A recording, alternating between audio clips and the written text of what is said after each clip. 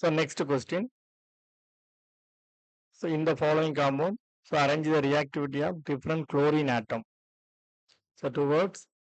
So sulfur based compound கொடுத்துருக்காங்க. So decreasing order in non-aqueous solvent. So அப்போ இது வந்து ஒரு ஸோ சல்ஃபர் வந்துட்டாலே நமக்கு தெரியும் இது வந்து SN2 ரியாக்ஷன்.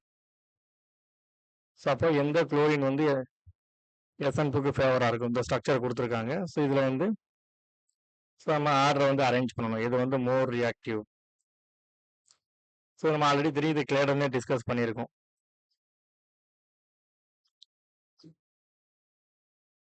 ஸோ பாருங்க, ஸோ நமக்கு தெரியும்.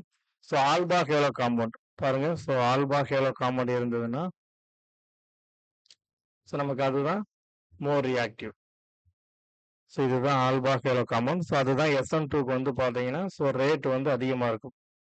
ஸோ அப்போ ஸோ இதுதான் ஆல்பா. ஸோ இந்த குளோரின் தான் வந்து பார்த்தீங்கன்னா ரேட் வந்து ஸோ ஹையாக இருக்கும். அப்போ 2 தான் ஃபர்ஸ்ட் வரும். தென் பாருங்க, so conjugation with oxygen lone pair so accelerate the reaction. அப்போ நெக்ஸ்ட் பாருங்க இந்த குளோரின். ஸோ இந்த லோன் பேர் வந்து கான்ஜுகேஷன் இருக்கும். ஸோ அப்போ இந்த குளோரின் வந்து பார்த்தீங்கன்னா நெக்ஸ்ட் வந்து ரேட் அதிகமாக இருக்கும். அப்போ 4 செகண்ட் ஒன். ஸோ நெக்ஸ்ட் பாருங்க,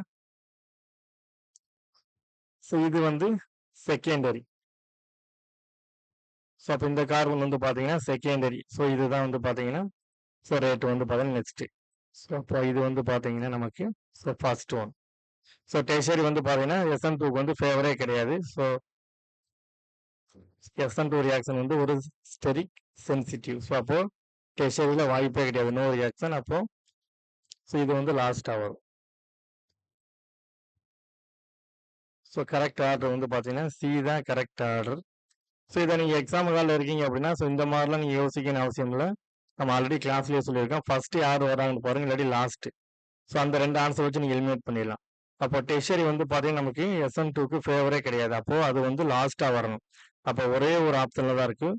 ஸோ அப்போ எலிமினேட் பண்ணிவிட்டு அடுத்த கொஸ்டினுக்கு நீங்கள் போயிடணும். இந்த மாதிரி 1 by 1 பார்த்துக்கிட்டு இருக்கணும்னு அவசியம் இல்லை. நமக்கு டைம் ரொம்ப எடுக்கும். ஸோ அதனால் படிக்கும்போது இந்த மாதிரி படிச்சுக்கணும். எக்ஸாம் காலில் இதே மாதிரி 1 by 1 எடுத்தோம் அப்படின்னா டைம் எடுக்கும்.